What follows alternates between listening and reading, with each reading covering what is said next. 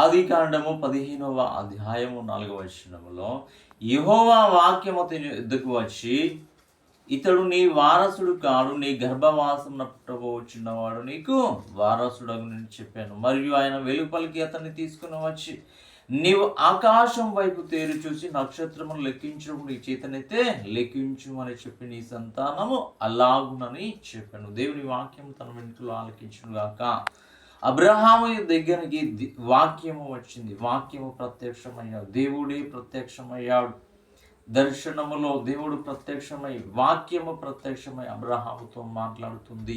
నీ కడుపున పుట్టబోవడం మాత్రమే నీ సంతానం. అప్పటి వరకు అబ్రహాము ఎలియాజరే నాకు వారసుడని దేవునితో వాదిస్తున్నాడు. దేవుడేమో కాదు, నీ గర్భంలో పుట్టబోవాడు నీ సంతానం అని చెప్పాడు. ఎప్పుడైతే అలాగున చెప్పాడో వెంటనే అబ్రహాము విశ్వసించాడు, నమ్మాడు.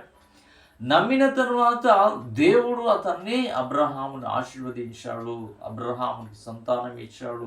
ఆకాశ నక్షత్రం వల్ల, ఇసుక రేణు వల్ల ఇతని యొక్క సంతానము మారిపోయింది. అంటే దేవుని యొక్క వాక్యమును ఏం చేశాడు? అబ్రహాము విశ్వసించాడు. వాక్య రూపంలో, దర్శనం రూపంలో వచ్చినటువంటి దేవుడిని ఎప్పుడైతే మాట విన్నాడో అబ్రహాము జీవితం అంతా కూడా మారిపోయింది. ఆశీర్వదించబడ్డాడు, ఇసుక రేణువుల్లో వెళ్ళి సంతానం అయిపోయింది, బహుగా ఫలించాడు, విస్తారమైనటువంటి బహుమానాన్ని పొందుకోగలిగాడు, విశ్వాసులకు తండ్రి అయిపోయాడు. కాబట్టి నేను కూడా వాక్యమును వినాలి, వాక్యాన్ని అనుసరించాలి. వినుట మాత్రమే కాదు, యాకోబు పత్రికలో అంటుంది, మీరు వినువారు మాత్రమే కాక దాన్ని అనుసరించాలి.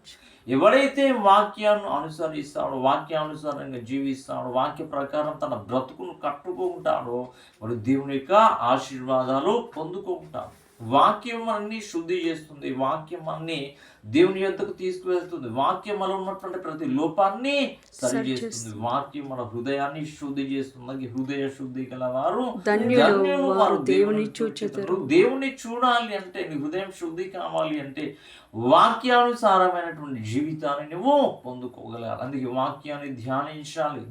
ప్రతి దినము వాక్యాన్ని ఎప్పుడైతే నువ్వు ధ్యానిస్తావో నీలో ఉన్న ప్రతి లోపం అంతా కూడా కోల్పోయి నీ హృదయం అంతా శుద్ధి అయిపో, దేవునికి దగ్గర అయిపోతావు, దేవునికి ఆశీర్వాదం పొందుకోగలవు. అందుకే వాక్యము దేవుడు దర్శించినప్పుడు అబ్రహాము నమ్మాడు కాబట్టి అబ్రహాము ఆశీర్వదించబడ్డాడు. నీకు కూడా వాక్యం ఉన్నది కదా, ఆ వాక్యాన్ని విశ్వసించి నమ్మి వాక్యానుసారమైనటువంటి నీ బ్రతుకుని కట్టుకోగలిగితే నీవు ఆశీర్వాదకరంగా ఉంటావు, నీ కుటుంబం ఆశీర్వాదకరంగా ఉంటుంది. కాబట్టి